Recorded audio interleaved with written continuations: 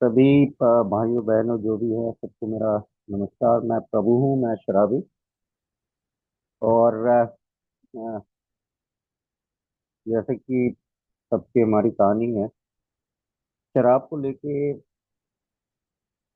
I mean शराबी होने का एक चीज मैं पहले बता दूं यार कि ये शराबी जब मैं बोलता हूँ ना, इसमें इसमें कोई वो नहीं है यार। कई लोग बोलते हैं कि यार मैं अल्कोहलिक हूँ या ये है वो है। इसमें कोई बड़प्पन की वाली बात नहीं है, कोई रोमांस नहीं, कुछ नहीं है। मैं एंड में बिल्कुल जो बताते हैं सड़क छाप शराबी, बिल्कुल उसी टाइप का है। इसमें इसमें कोई शक नहीं है। अ, मेरी जो शराब के साथ की जो सिलसिला या जो भी है कहानी शुरू हुई थी जब मैं 17 में निकल के 17-18 साल का था। तो पहली बार मैंने अच्छी तरीके से शराब पी। और जैसे मैं एक चीज बता दूं, आज के दिन मैं 58 साल का हूँ। जैसे कि और तकरीबन आधी उम्र मेरी अब सोसाइटी में चली गई है, 29 साल के आसपास। और कभी कभार ये सोचता हूँ कि यार 29 साल इसमें हो गए हैं, जिंदगी की आधी आधी से ज्यादा या समय इसमें चले गया। तो अभी भी मैं इसमें इसमें कैसे फंसा हुआ हूँ यार। अब भी मेरे जिंदगी में इसका क्या मतलब है इसकी जो प्रभाव जो है मेरी जिंदगी में, अ, अभी भी क्यों इतना फर्क पड़ता है कि यार मैं शराबी हूँ। एंड शायद इसी इसी इसी चीज के बारे में मैं थोड़ा सा बात करना चाहता हूँ। आज आज मौका मिला मुझे। तो जैसे मैंने पहले बताया कि 17-18 साल में पहली बार मैंने शराब पी थी अच्छे तरीके से। एंड उसका जो जो प्रभाव मेरे ऊपर पड़ा था, बिल्कुल तुरंत जो भी मेरे को ऐसा लगा था कि यार पता नहीं जिंदगी में जो चीज मिसिंग थी, जो चीज मेरे पास शायद नहीं थी, जिस चीज का एक अभाव था या पता नहीं क्या, मानसिक तौर में खासकर ऑब्वियसली, तो वो मिल गया था। इस जीवन की एक सूत्र मिल गई थी, या पता नहीं ऐसा चीज मिल गया था कि जिससे अब हम बिल्कुल मैं जिंदगी जी सकता हूँ अच्छे तरीके से, या जिंदगी का आनंद या मजा ले सकता हूँ पूरे तरीके से। पर मुझे नहीं पता था कि आगे जाके यार क्या होने वाला है। एंड मैं दूसरों की शेयरिंग सुनता हूँ, कहानियां पढ़ता हूँ। लोगों ने पता नहीं 20 साल 30 साल 40 साल शराब पी है। मेरा जो ग्राफ है शराबीपन का या शराब पीने का, बड़ा तीखा टाइप है, यानी बड़ा शार्प है। अ, बहुत ही जल्द मैं अल्कोहलिकली या शराबियों की तरफ पीने लग गया। यानी कुछ ही सालों में, चंद, ये मान लीजिए कि 3-4 साल के अंदर ही मैं जिस तरीके से पी रहा था वो बिल्कुल नॉर्मल नहीं था। एंड मेरे ख्याल से मेरी 94 93 या 94 में मैं पहली बार गया था। मैं दिल्ली में था, अभी फिलहाल तो भुवनेश्वर में हूँ, बट 22 साल मेरी जिंदगी दिल्ली में थी। और मेरा ही अधिकतर जो यादें हैं शराब को लेके वो दिल्ली में ही। और मैं 93 94 को मैं गया एक काउंसलिंग सेंटर खुद। एंड मैंने जो काउंसलर बैठी हुई थी, तो महिला थी, तो उनको मैंने झूठ बोला। मैंने बोला कि मेरे एक दोस्त हैं एंड उनको ये शराब की लत लग गई है, और क्या कर सकते हैं। तो अब मेरे को लगता है कि उन्हें तो पता था कि शायद यही होगा। खैर उन्होंने कुछ बोला नहीं। तो उन्होंने बोला कि अगर ये इंसान जो है इसको खुद एहसास हो रहा है कि ये शराब को लेकर उनकी जिंदगी में असुविधाएं हो रही है या दिक्कतें हो रही है, तो ऐसा मानिए कि ये जो जंग है उसमें 50% तो हो गया है, बट बाकी 50% जो है वो बहुत इम्पोर्टेंट मायने रखता है।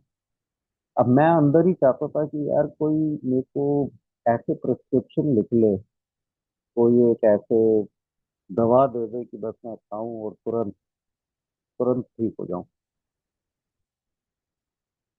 ये मुझे बाद में पता चला कि ये चीज जो है तुरंत, इसको बोलते हैं इंस्टेंट ग्रेटिफिकेशन की।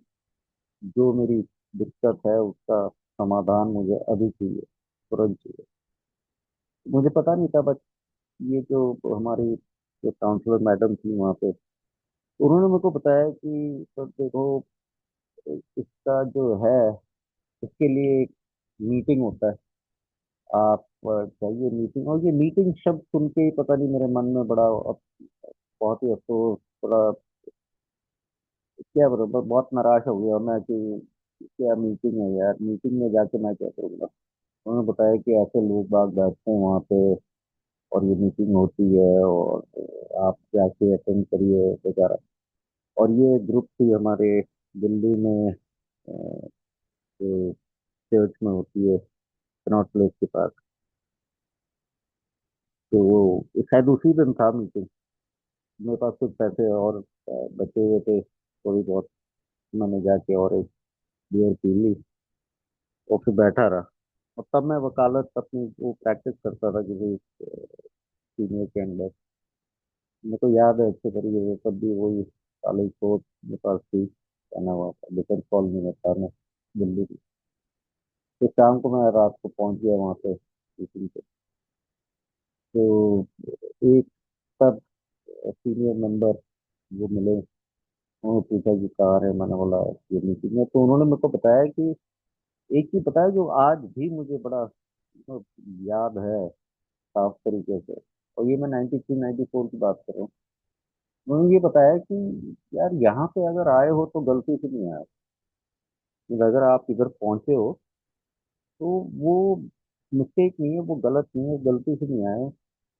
एंड और एक चीज भी शायद तब नहीं बताया, या उसके बाद कोई मीटिंग में मैंने सुना होगा, एक और चीज मेरे दिमाग में बैठी हुई है। शायद उन्होंने बताया या और कोई बताया कि देखो यार, ये जो सोब्राइटी वाली चीज है, इसके सामने मीन्स इससे अगर अधिक आपने प्राथमिकता या इम्पोर्टेंस अगर किसी चीज को दी, तो आप उसे खो दो। तो यार ये मेरे को डर तो लगा सुन के, बट मैं समझ नहीं पाया। और मुझे ये नहीं पता था कि अगले कुछ सालों में भाई साहब ये सारी चीजें सच होने वाली। तो मैंने मीटिंग की कुछ दिनों तक, बट अनफॉर्चुनेटली वो क्या हुआ कि वो कनेक्शन हुई नहीं, वो आइडेंटिफिकेशन नहीं हो पाई। मैं अपने आप को वहाँ पे मैं पहचान नहीं पाया कि यार दूसरों के साथ मैं दूसरों की शेयरिंग सुन के जो भी है, कहीं ना कहीं मेरे को ये लगा कि यार नहीं, ये मेरे लिए नहीं है, मैं अलग।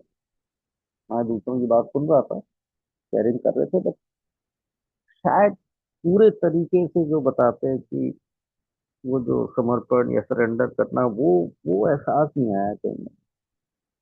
जब अभी ऐसा नहीं था कि यार दुनिया में हर कोई, बाकी के लोग समाज में मेरे को बता रहे थे कि यार प्रभु तुम शराबी हो, या प्रभु तुम्हें दिक्कत है। अभी तक वो नहीं हुआ था। ये एहसास जो था ये मेरा था खुद से। तो मैं शायद 10 एक दिन 15 दिन मीटिंग्स को अटेंड किया दिल्ली में, घूम करके जहाँ जहाँ तक थी। बट वो हो नहीं पाया, वो चिन्ह जो है, जो अपने आप को देखना दूसरों में, वो कहीं शायद हो नहीं पाया। और 1 महीने 2 महीने के बाद मैं मीटिंग जाना बंद कर दिया, और वापस शराब की बोतल आ गई मेरे पास।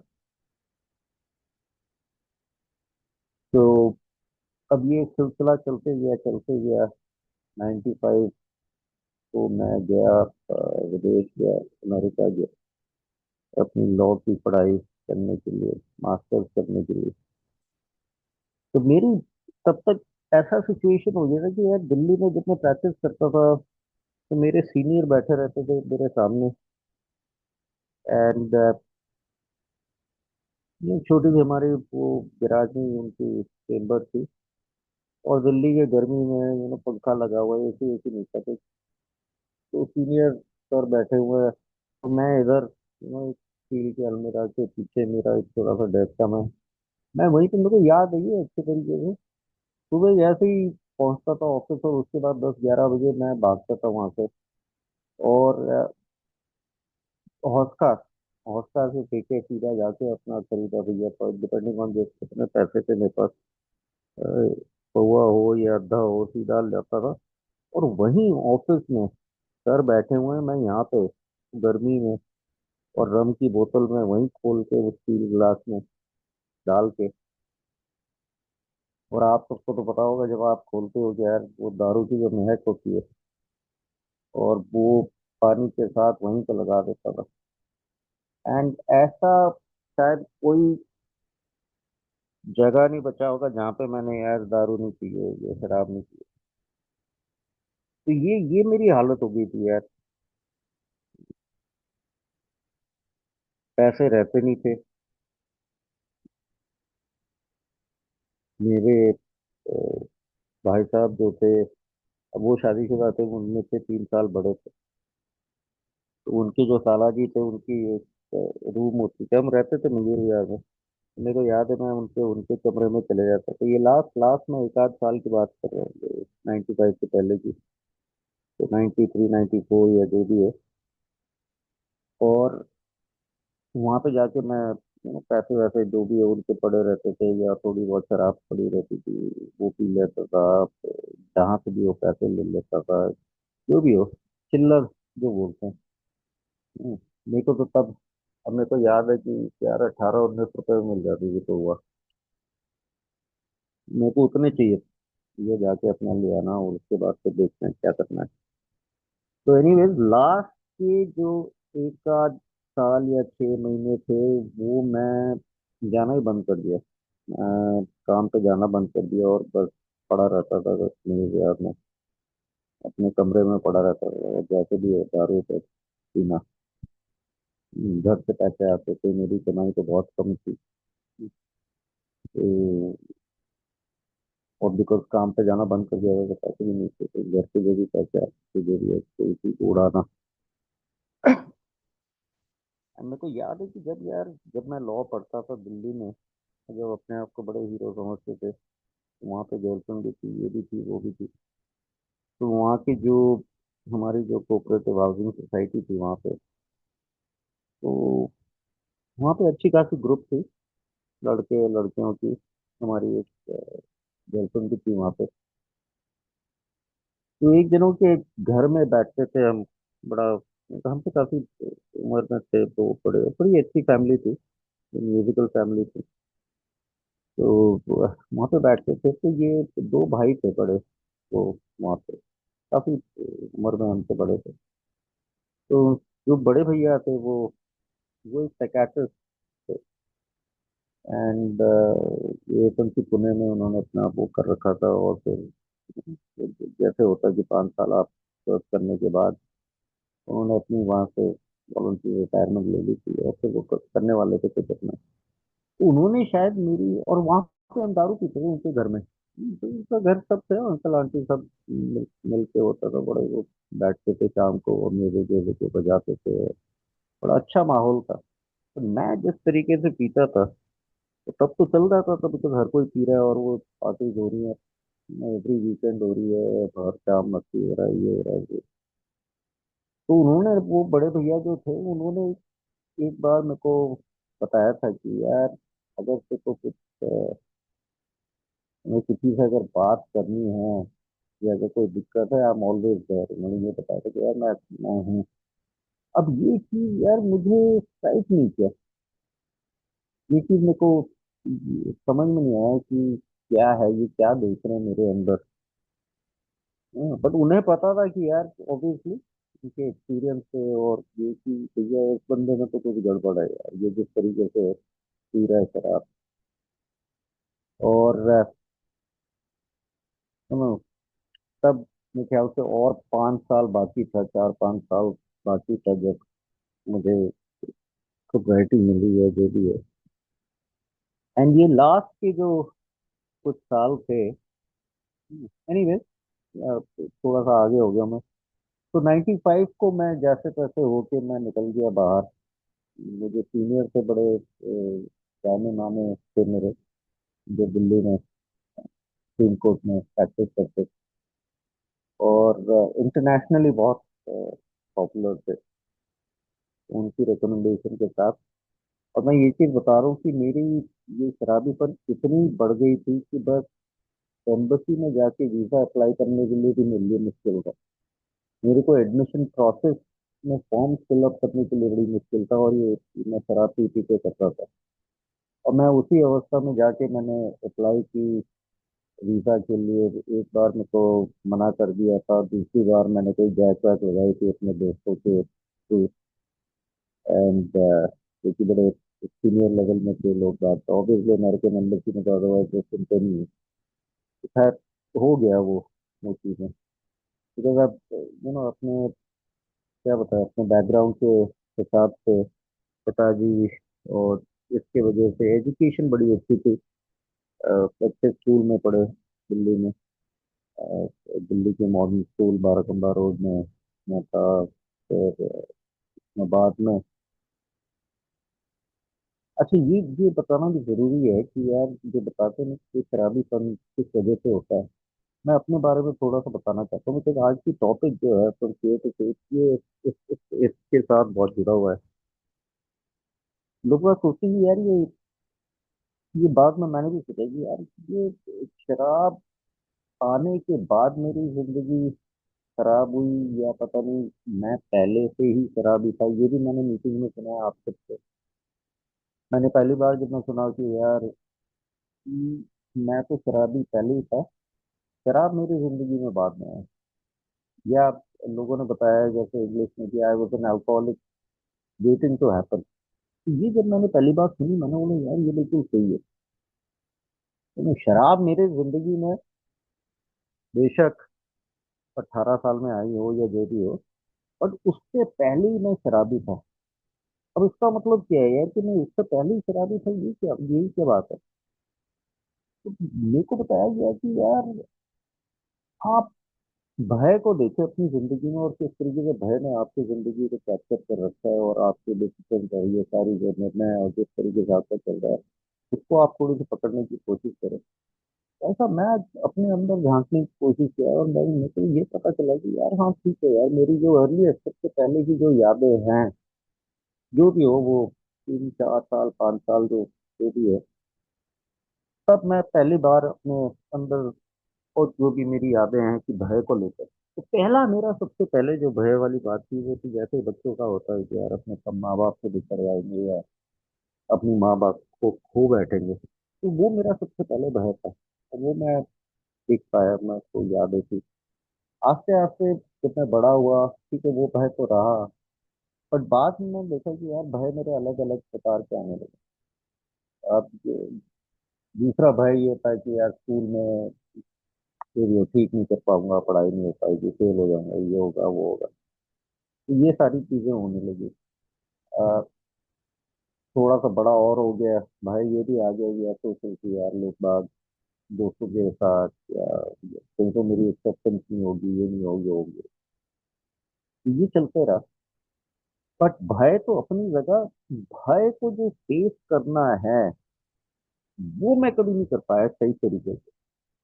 अब मेरे को पता है, जैसे आज की ये टॉपिक है, ये बात की बात कर रहा हूँ, कि भय को फेस करने का बस एक ही तरीका है, और वो है कि आप उसे सीधे तरीके से सामना करें। कि जो आंसर है, तो फियर टू फेथ वाली जो बात है, आस्था के साथ आप उसे फेस करें। और फेथ जो है, उसे बताया जाता है कि इट इज एन एक्शन।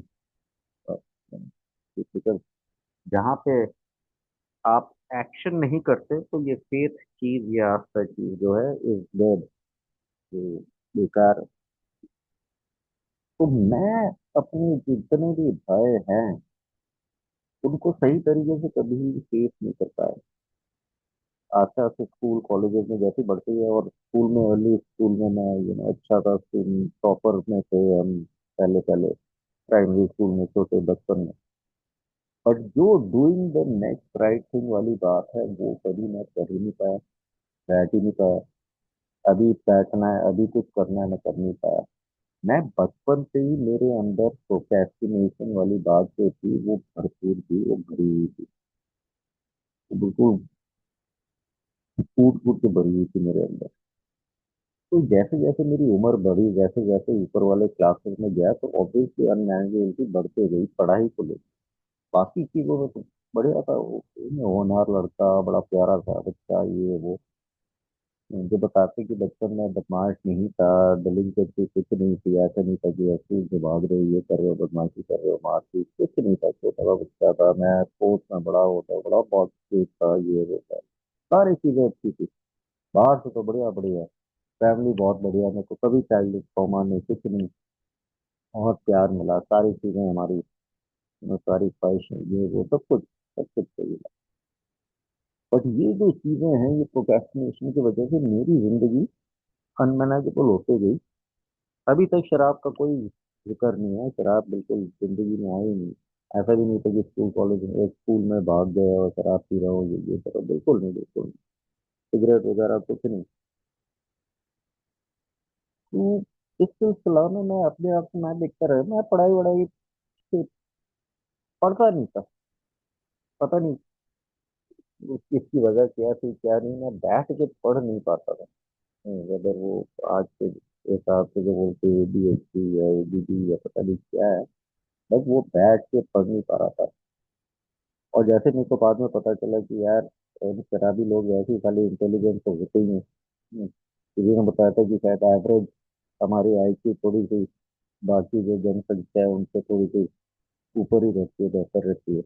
ये सच है या नहीं पता नहीं, बट हाँ, मेरे केस में मेरे को पता है कि यार भगवान ने काफी बुद्धि दी थी, और शायद इसी वजह से मैं निकल जाता था यार, एग्जाम से तक पास हो जाते थे, निकल जाते थे, कई बार अच्छा भी कर लेते थे। तो गाड़ी रुकी नहीं कभी। टिल जब मैं 12th क्लास में आया और जब मेरे को हॉस्टल में रहना पड़ा, पेरेंट्स की, पिताजी की ट्रांसफर हो गई थी वापस होम से, तो उड़ीसा आ गए थे और मेरे को रहना पड़ा हॉस्टल में।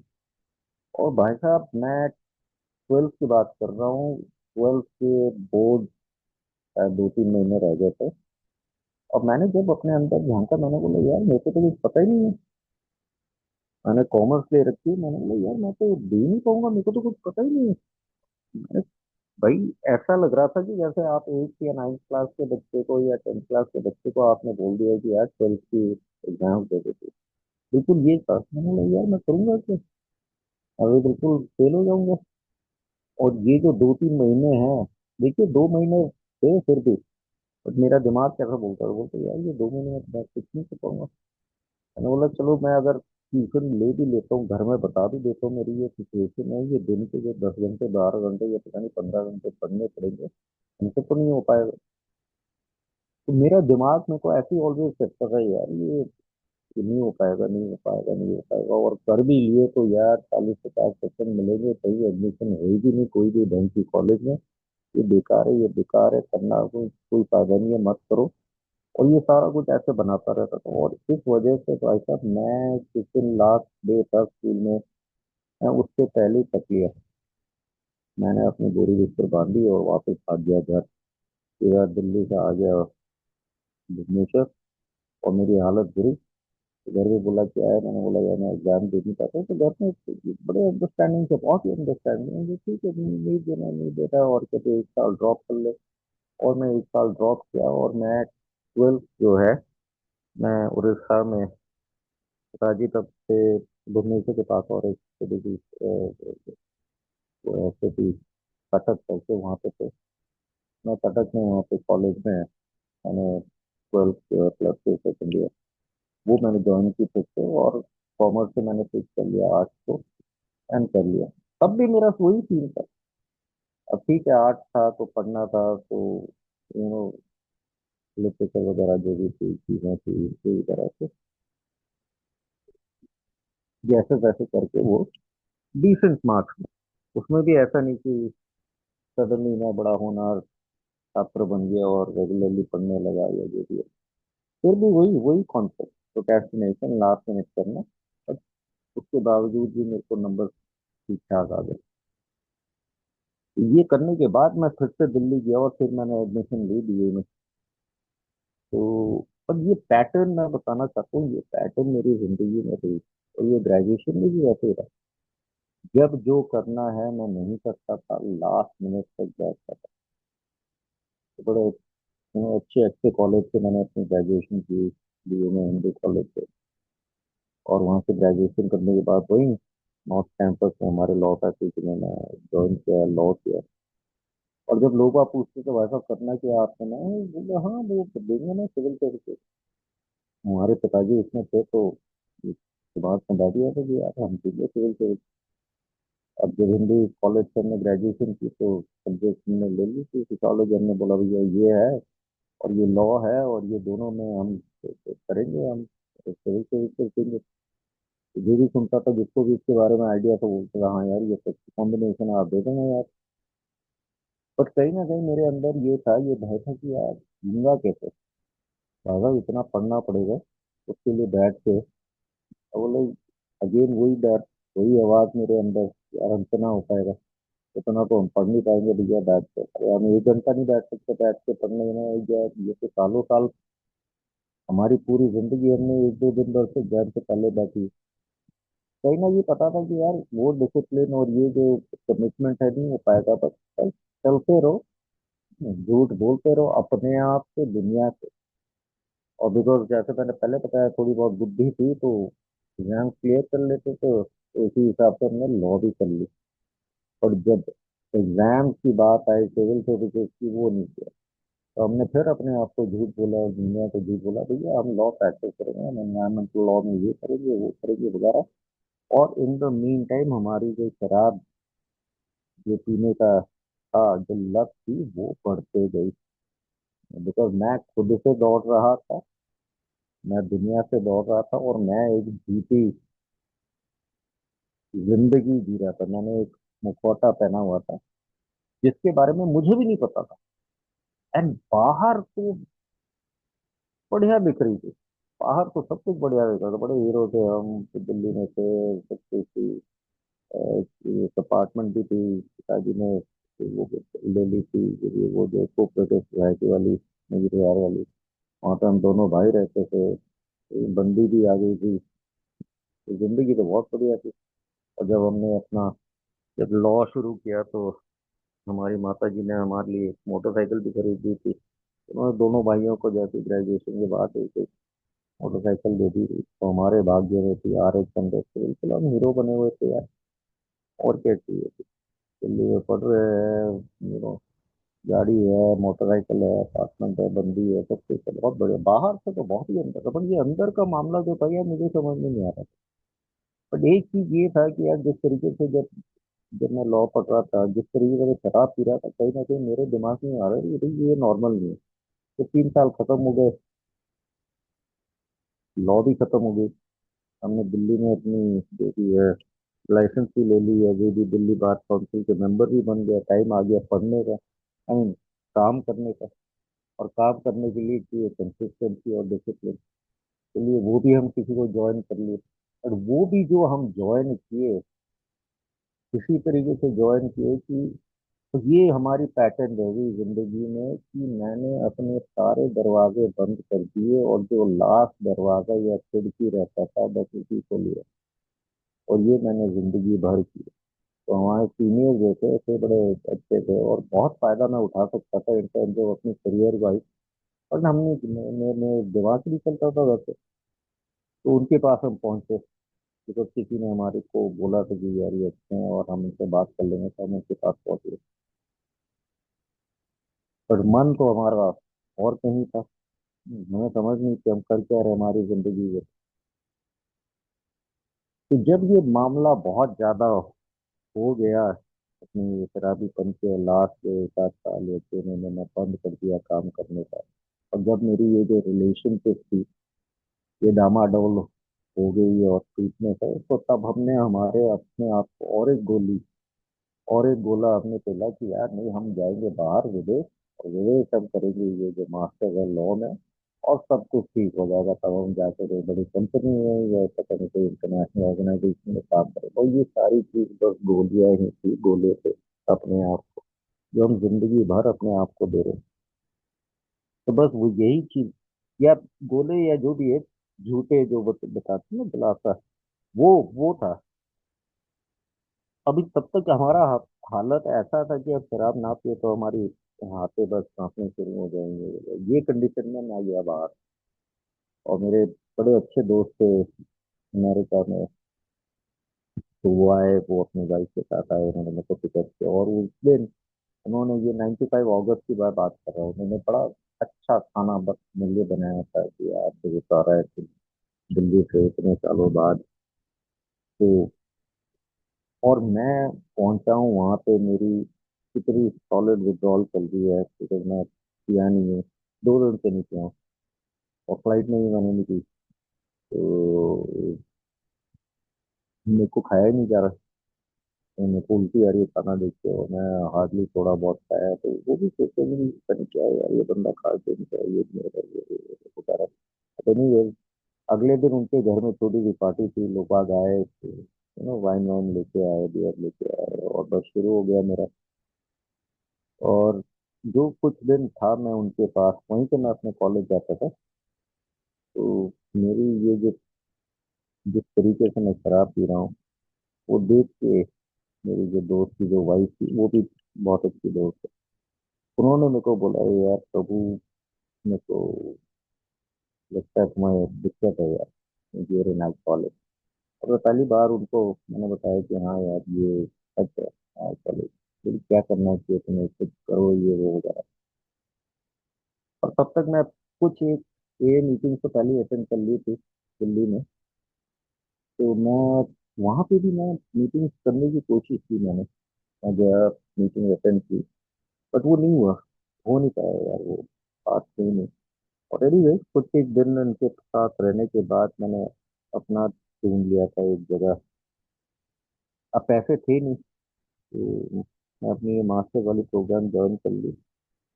एंड एक जगह में मैंने एक कमरा लिया, तो मैं वहाँ पे बेबी सिटर था, लिव इन नैनी का वो था। और बहुत ही अच्छा मेरे लिए वो जगह थी, बिल्कुल बिल्कुल लॉ स्कूल के करीब था, वॉकिंग डिस्टेंस थी।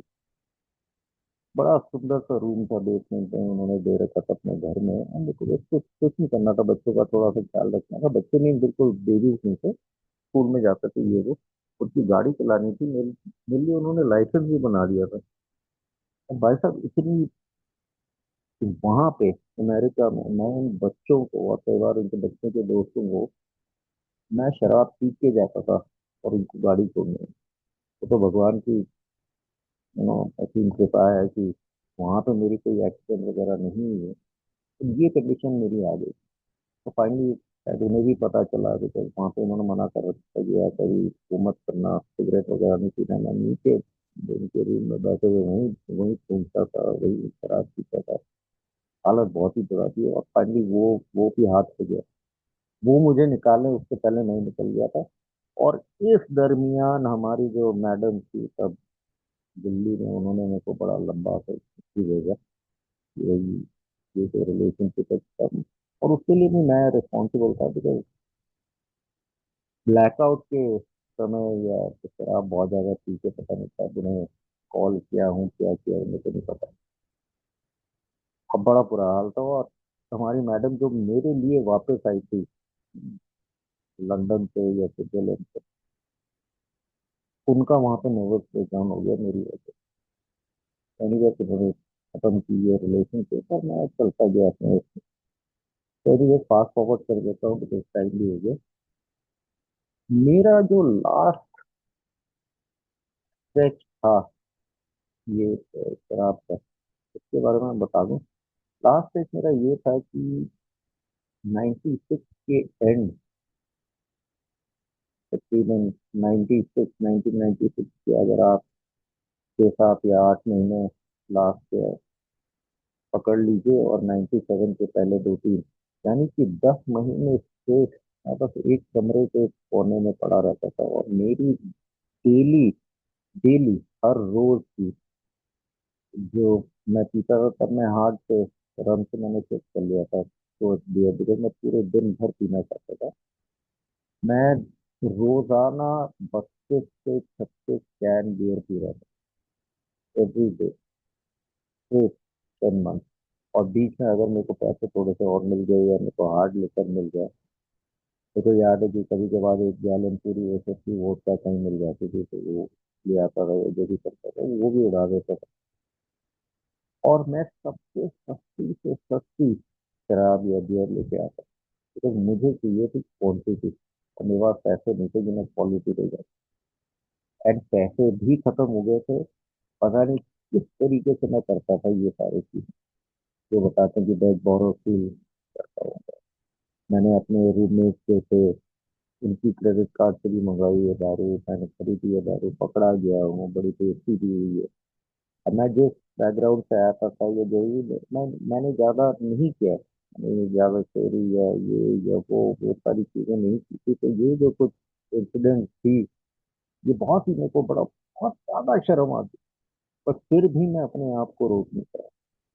तो वैसा इस हालात में, इस कंडीशन में, फिर ये सुबह से लेकर रात तक मैं पीता था। इसमें मेरी ये मेरे से और लिया नहीं गया, बिकॉज पैसे नहीं थे। वो चेक दे रहा हूँ जो कि बाउंस कर रहे हैं, मैं उसी से शराब खरीद रहा था। ये मेरी कंडीशन थी डेली की। एंड इमोशनली टोटली टूटा हुआ था, रिलेशनशिप खत्म, कुछ नहीं थे मेरे पास। तो मेरे को याद है, मैं अपनी अपनी शक्ल को देखते हुए सुबह आंखें खुली हुई है, सब कुछ है, बुखार सा लग रहा है। सुबह पहले उठते ही दारू पीना, कई बार तो पीते पीते उल्टी सही होती थी, फिर उसके बाद ठीक रहता था, ये कंडीशन थी। तो मैं अपनी सीधी हुई शक्ल को देख के आईने में, मैं मैंने भगवान से विनती की, भगवान ये लिया नहीं जा रहा यार, ये कष्ट लिया नहीं जा रहा, या तो आर कर या पार कर। और मैं चाहता था कि यार मैं पी के मत हो, बस खत्म हो जाए। मैं तो सुबह मेरी आंखें ना चली, बस क्या करे। तो सुबह फिर काम पे वो आंखें खुलती, हाथें कांप रही है, आ गया, तो फिर मैं ढूंढता था शराब किधर है, और फिर वो दिन था। और जिस दिन मेरे पास पैसे नहीं है शराब खरीदने के लिए, वो सबसे खराब दिन। अब भी मैं सोचता हूँ उसके बारे में, रोंगटे टुकड़े हो जाते हैं मेरे, इतनी इतनी बुरी हालत हो जाती थी कि अगर एक दिन मेरे पास पैसे नहीं है, वो पता नहीं कैसे निकलता था। तो इस कंडीशन में मैं वहां पे एक रिहाब में गया, और वही दोस्त जो थी, वो दोस्त की जो मिसेज थी, तो वही ढूंढ ढांड के एक नंबर निकाल के मुझे उन्होंने मुझे भेजा था, जहाँ पे निःशुल्क, विदाउट एनी मनी पे, पैसे तो थे नहीं, और वो विलेन से लेने के लिए फिर उनकी एक ऑनगोइंग स्टडी चल रही थी, रिसर्च। और वो था 12 मार्च 1970 की मेरी डेट ऑफ सोसाइटी है। तो वो भी मैं उनके पास खुद से नहीं जा पाया। उन्होंने सारी कुछ टेलीफोनिक काउंसलिंग में बोला था, ठीक है हम आपको रखेंगे महीने के लिए, ये हमारा प्रोग्राम है ऐसा ऐसा, और आपसे हमें ये चीज चाहिए। तो अब वहां पे भी मैं जा नहीं पाया, वो नंबर गुम हो गया, ये हो गया। फिर कई महीने बाद फिर से नंबर आए, फिर बात किए, वो बोले हाँ जी याद है प्रभु, प्रभु जी याद है आपका, आप तैयार हो आने के लिए? मैंने बोला बिल्कुल। तो इस बार उन्होंने बोला कि यार हम आपको कैब दे देंगे। तो उन्होंने मेरे को टैक्सी भेजी थी, जिसमें मैं गया था 12 मार्च 1997 को, और वो मेरी डेट ऑफ सोसाइटी है। और मेरे ख्याल से one of the lowest point मेरी जिंदगी में वो था कि यार मैं रिहैब में जा रहा हूँ। बल्कि वो रिहैब तो नहीं, वो रिहैब तो था, बट वो बहुत ही बड़ी एक मेडिकल इंस्टीट्यूशन है, नेशनल इंस्टीट्यूट ऑफ हेल्थ करके, सारी उनकी रिसर्च होती है। तो पता नहीं 50-100 एकड़ में वो वन ऑफ द एरिया जो है उनकी थी, ये दक्षता है मेरीलैंड में। और वहाँ पे एक ही बिल्डिंग में उनकी क्लिनिकल रिसर्च चलती थी पेशेंट के साथ। तो उनका एक विंग, 6 फ्लोर में, national institute of alcoholism and alcohology में, हम गए वहाँ पे। वहाँ पे रहे, ये 4 4 वीक का प्रोग्राम था। तो उन्होंने उन्होंने भी मुझे बस ए के बारे में बताया, उनकी काउंसलिंग हुई, टॉप नॉच, ये सारे रिसर्च वाले एकेडमिक आपके doctors, post doc, neurologist, psychiatrist, clinical psychologist, उन्होंने अपनी जो भी है सारी कुछ काउंसलिंग वाउंसलिंग की, बट एंड में एक ही मैसेज था कि भाई साहब आपको इधर से जाना है और आपको एक ही मीटिंग अटेंड करनी है। ये मेरे दिमाग में बैठ गया कि जाना है और यही करना है। मैंने बोला यार यहाँ पे जो इतनी लीडिंग जहाँ पे रिसर्च हो रही है, ये हो रही है वो भी मेरे को वही बोल रहे हैं कि यार मीटिंग जाना। और जो 4 वीक वहाँ पे था, हर रोज शाम को हमें लेके जाते थे यार मीटिंग, हर रोज लेके जाते थे। तो पहले 1 2 दिन 3 दिन जो भी विड्रॉल के बाद, और 4th वीक जो वो वहाँ पे मैं था, उन्होंने एक फाइनल टैप की थी मेरे, जिससे कि फ्री के माध्यम से सेरेब्रल को 30 ml की निकाली गई थी, उनकी रिसर्च चलती है। पर निकलने के बाद मैं वहां से निकलना नहीं चाहता था बहुत। ये जो फेस से फेस वाली बात है, मैं वहां से निकलना नहीं चाहता था, क्योंकि मेरे अंदर इतना भय था कि यार बाहर जाके करूंगा क्या, किस तरीके से अपनी जिंदगी जींगे, पैसे नहीं है, कुछ नहीं है, मेरी जिंदगी तो पूरी खत्म है, तो बाहर जाके क्या करूंगा मैं। तो ये जो सिलसिला था यार, बट वहां पे तो 4 वीक के बाद उन्होंने बड़े प्यार से, बस थोड़ी बहुत सख्ती के साथ उन्होंने बोला कि अदा आपका तो कार्य खत्म, चलिए टाटा बाय का होता है। तो मैं बिना पैसे के अपनी जिंदगी वहाँ पे शुरू की। जिस दोस्त के घर से मैं गया था रिहैब, वो पता नहीं समाओ बाय गॉड ग्रेस उसने बोल दिया यार तो आ जा मेरे पास ही रह ले, तेरे को जो करना है तू कर, एंड मैं तेरा बाकी सब देख लूंगा। तो वो मेरे को खाना देता था, एंड मैं मीटिंग जाता था, बस इतना मैं करता था। मैं चल के जाता था मीटिंग में, दिन जान के मीटिंग जाता था। कभी कभार वो मेरे को बस के पैसे भी दे देते, अधिकतर तो मैं अपने पाँव के ऊपर ही निर्भर करता था। तो ये सारी जो मेरे जो सारे fears थे, वो एक एक करके मैंने फेस किया थे। और ये जो फेस करने वाली बात है, क्योंकि बाद में मुझे समझ में आया कि जैसे बोलते हैं लाइफ ऑन लाइफ से, जीवन को जीवन के हिसाब से सामना करना, ये मैंने ये से ही सीखा है। और ये आज भी मेरी जिंदगी में प्राथमिकता देता है या मायने रखता है, और मेरी पूरी जिंदगी इसी के सामने। अब ऐसा तो मैं बोलूंगा नहीं है कि मैं ये जो भी साल 29 साल सोसाइटी में मैं बिल्कुल सुधर गया हूँ, ये आज के दिन में भय नहीं है। भय तो अब भी है, हजार प्रकार के, बट रास्ता वही है। मुझे ये सारे भय जो मेरे है उसके सामने करना है, कि मैं भाग नहीं सकता। जितना मैं समझ गया हूँ कि भाग भाग के आप कहीं नहीं जा सकते, आपको जैसे भी हो अपने भय को सामना करना पड़ेगा। और ये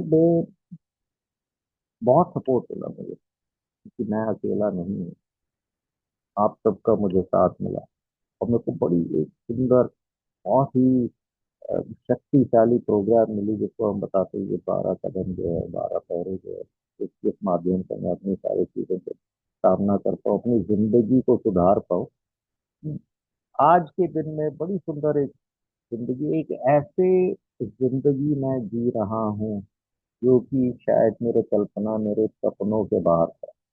मुझे अर्ली रिकवरी, अर्ली सोब्राइटी में सबने बताया था कि यार आप कल्पना कर लो, आप सोच लो कि आपको क्या क्या मिल सकती है सोसाइटी से, और जो भी आप सोच लो you will still be no telling yourself shortening in the sense, आप जो भी सोच लीजिए आपको उससे कहीं अधिक मिलेगा। ये मुझे आज के दिन में समझ में आ रहा है, क्योंकि जो चीजें आज मेरे पास हैं, जो या जिन चीजों के बारे में आज मुझे एहसास है और समझ है, वो मुझे अर्ली रिकवरी या 97 98 में अगर पूछा भी जाता तो मैं बता ही नहीं सकता था। और जो जिस जिस बारे में मुझे पता ही नहीं है वो सपना मैं कर सकता था। मैं अधिक से अधिक अब मेरी क्या, मैं क्या मांग लेता भगवान से कि यार भगवान मेरे को बस पैसे दे दे, नौकरी दे दे, छोकरी दे दे, बस यही यही चीजें मांगते। तो ये जैसे कि अभी हमने सेरेनिटी प्रेयर किया, जो बताया, ये आत्मा शांति वाली बात है, ये भगवान के साथ एक संपर्क वाली बात है, अपने भय को सामने करने वाली बात है, वर्तमान में जीने वाली बात है। इन इन चीजों का तो मुझे पता ही नहीं था, मेरे को पता ही नहीं था, मेरे को तो मैं इसके बारे में सोच ही कैसे सकता था। तो आज की जिंदगी जो है ये चीजें दिन करके आई, और मेरे को समझ में आया कि यार ये जो चीजें हैं, ये जो हमारी एक जो हम सेविंग बोलते हैं जो है कितनी मायने रखता है। मेरे को याद ये है कि बहुत सारे, बहुत बहुत सारे ऐसे इंसिडेंट्स अगर मैं बिल्कुल टूट सा जाता था, और शायद बच गया हूँ ओनली बिकॉज मैं इस प्रोग्राम में और इस फेलोशिप में रहा। और मैं बस करता रहता था यार, one day at a time, this we will pass, one day at a time, this we will pass, keep coming back, serenity prayer को बार बार बोलना। कई बार तो बहुत बहुत ज्यादा पेन आ जाती थी यार। मैं तकरीबन 6-7 साल रहा यूएसए में, और अर्ली रिकवरी की बात करो, अर्ली सोसाइटी की बात करो, इधर उधर बस में जा रहे हैं, नौकरी करने के लिए जा रहे हैं, और हमारी जो गर्लफ्रेंड थी वो भी जाती थी कहीं पे, और वो अपनी जिंदगी में बड़ी खुश थी और बड़ी सक्सेसफुल थी। और मैं यहाँ पे अपनी पहले अर्ली सोसाइटी में कुछ ही महीने शराब से दी, और मेरी जिंदगी को वापस बिल्कुल जीरो से शुरू कर रहा हूँ। तो बस वो देख के पता नहीं क्या जो पेन आती थी अपनी जिंदगी में, और जो क्या पता नहीं जैसे जैसे पता नहीं अपनी जिंदगी में क्या हो गया। तो तब बस एक ही चीज है यार, कोई मीटिंग जाओ, शेयरिंग करो, और अपने आप को बोलो कि यार this will pass, one day at a time. और यही चीजों ने मेरी जिंदगी को बचा के रखी है। तो आज जो मैं जिंदगी जी रहा हूँ, ये तो मेरे सपने से बाहर है, ये तो सच है। और मैं तो ये मानता हूँ कि यार ये जो सारी सोसाइटी की जो जितने भी ये चंद 24 घंटे हैं, ये तो वही सेकंड इनिंग है। ये तो सेकंड इनिंग है, मेरी जिंदगी तो कब की खत्म हो जाए। तो मैं तो I am grateful beyond words के बताते हैं तो देखते। एंड ये जो टॉपिक मुझे दी गई है, या तो आज आज मीटिंग टॉपिक है फ्रॉम फेयर टू फेयर, ये आज जिंदगी का एक बहुत बड़ा सच है। और मेरे को पता है कि यार ये शायद संपूर्ण तरीके से कभी नहीं जाएगा, बट आज के दिन मैं अधिकतर, मैं बोलूंगा अधिकतर मैं भागता नहीं हूँ मेरे भाई। अब भी अंदर है वो ऑटोमेटिक है जो बताते हैं कि यार डिफॉल्ट सेटिंग होती है जैसे मोबाइल में होती है, जैसे मेरी मेरी अब भी डिफॉल्ट सेटिंग है कि यार खुद तो पैसे कर लूँ या भाग लूँ या ये करूँ। बट ये प्रोग्राम की वजह से, इस इस सपोर्ट की वजह से, आप सबकी जो गाइडेंस और सारी शेयरिंग की वजह से मैं बहुत मात्रा में भागता नहीं हूँ। मैं कोशिश करता हूँ अपने अंदर झांक के देखता हूँ यार कौन कौन सी चीजें मैं नहीं करता हूँ और किस वजह से। ये सारी जो चीजें हैं, ये जो डेली डेली की इन्वेंटरी हो, या ये जो सारे टूल के हमारे स्टेप्स में दे रखी है, इसकी वजह से आज मैं ये मानना चाहूंगा कि मैं एक बेहतर वर्जन हूँ अपने। एंड मैं ये भी बोलना चाहूंगा कि यार थोड़ा बहुत मुझे समझ में आया है कि यार मेरी मानसिकता किस प्रकार की थी जिसकी वजह से मैं ये शराबीपन में फंस गया था। और एक चीज संपूर्ण तरीके से क्लियर है कि यार शराबी तो मैं हूँ, और मैं मरते दिन तक शराबी रहूंगा। मुझे कई लोगों ने बताया है, खासकर जो हमारे प्रोफेशनल होते हैं, साइकोलॉजिस्ट होते हैं या डॉक्टर्स होते हैं, कि यार प्रभु आप क्यों बोलते हो कि यार आप अब भी शराबी हो। मैं बोलता हूँ कि इसलिए बोलता हूँ कि मेरे अंदर कोई भी संदेह नहीं है, शक नहीं है कि यार मैं ठीक हो गया। जो बताते हैं कि रिकवर्ड, मैंने बोला यार मैं रिकवर्ड नहीं हूँ। बोल सकता हूँ कि हाँ मैं रिकवर्ड हूँ क्योंकि इतने साल से मैंने नहीं ली है, बट मेरे को पता है कि यार ये जो बीमारी है मेरे अंदर अब भी है, और बता बिल्कुल सही है, बता सही भी नहीं है, वो बिल्कुल मजबूत है, बॉडी बना के बैठी हुई है। और ये मैं देखता हूँ यार, ये मैं देखता हूँ अपने दोस्तों के और मेरे दोस्तों के बीच, जब लोग बात 10 साल के बाद से 15 से 20 से 25 साल के बाद जब इनकी स्लिप हो जाती है, रिलैप्स हो जाती है, तो भाई साहब ये डर, ये भय मेरे अंदर है, और मैं इसे रखना चाहता हूँ। बताया था कि यार मैं कभी चौड़ा ना हो जाऊं, इतना चौड़ा ना हो जाऊं कि मैं भूल जाऊं मैं कहाँ से आ रहा हूँ। बट मैं ये सोच रहा था, ये तो मैं भूल ही गया। मैं सोच रहा था कि यार जब मीटिंग शुरू करेंगे सबको बोलूंगा कि भाई सबको बधाइयाँ हो। मैं बोला बधाइयाँ इसलिए कि यार 7:30 बजे उठ के सुबह सुबह है, लोग बाग और जो शराबी है वो मीटिंग अटेंड कर रहे हैं, यार इससे बड़ी चमत्कार क्या हो सकती है। ये तो कोई अगर मेरे को बोला होता कि यार 7:30 बजे मैं उठ के कभी भी ये मीटिंग कर रहा हूँ, और वो भी 5 बजे से उठ के जाके कुत्तों को घुमा के आके और फिर अपनी काम करके और फिर 7:30 की मीटिंग के लिए रेडी हो, करना बोलता है यार मजाक कर रहे हो यार, ये सब बहुत। तो एनीवेज मैं अपने समय से बहुत ज्यादा ले चुका हूँ। तो आप सबको मैं हमारे भाइयों को उन्होंने मेरे को ये मौका दिया, तो बहुत बहुत शुक्रगुजार हूँ, थैंक यू। और इतने में मैं अपनी शेयरिंग खत्म कर, थैंक यू।